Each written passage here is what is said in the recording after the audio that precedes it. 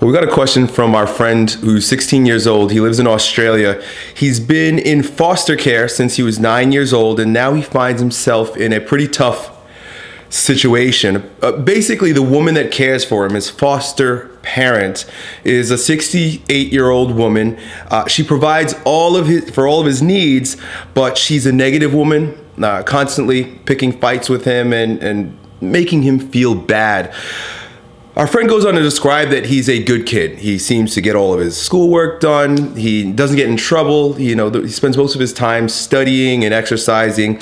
He feels that he's doing the right things, but yet he's constantly being persecuted, and beaten down by the poor attitude and energy of this woman. And he doesn't know what to do. Being a senior in high school, he's still has studies, and he's got to pass tests. He's really busy, and he can't see how leaving the home would help him, because he'd have to swim on his own. He'd have to live on his own and still be able to perform in school and stuff like that. So he is in a bind. He does not know what to do.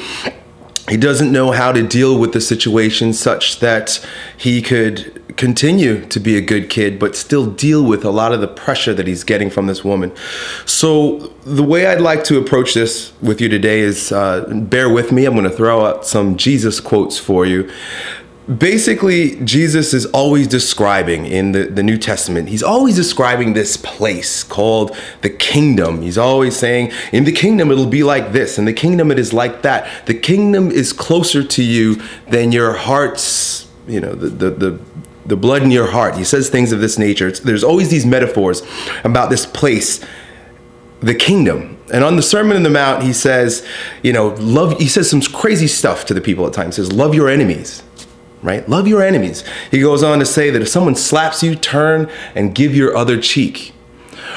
What some people take that to be are commandments. Jesus is saying, hey, you want to get to this place, which is the kingdom, which, by the way, the kingdom is a mindset. It's a type of consciousness.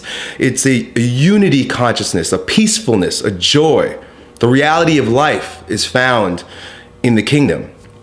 And when he says these things like turn the other cheek and love your neighbor, people think that those are commandments. Those are steps that you're going to have to take if you want to get to this kingdom place. So they say, well, that's crazy. Why would I have to follow these steps by turning my other cheek and loving enemies in order to get to this kingdom place that I've never even seen? Just forget it. So the whole thing doesn't make sense to them. But if you approach it and read it the way I read it and approach it from this perspective, you see that what Jesus is doing is he's again describing what happens when you're a person of the kingdom, when you're a person who is truly at peace, when you're a person who has found joy and has come to realize the unity in all of earth and life.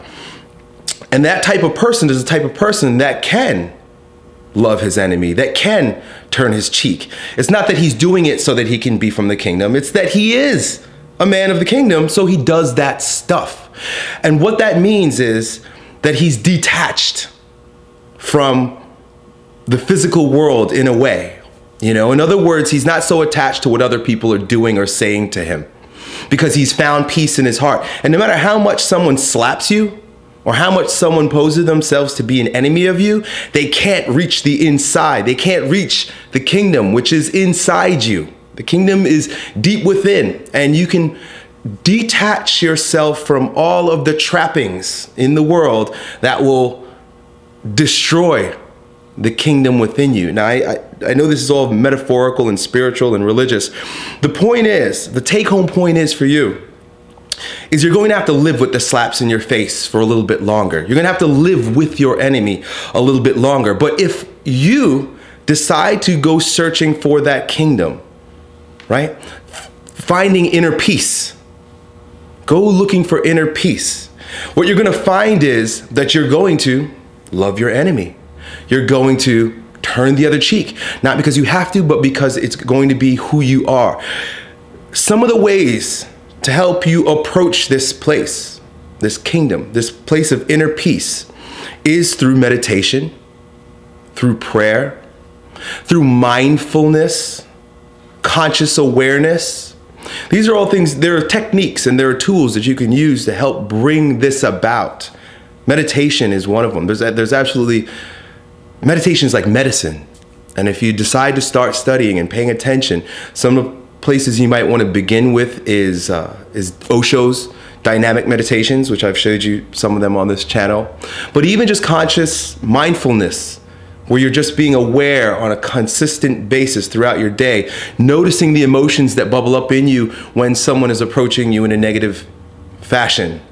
Just being aware. And then obviously there's sitting meditation, where you sit for 10, 20 minutes a day and you just count or recognize your breathing, your breath.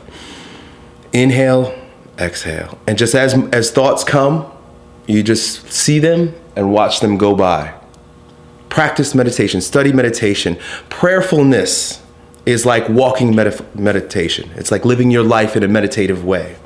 So these are all different ideas that might support you. Look, my friend, I feel for you. You seem like a really good guy.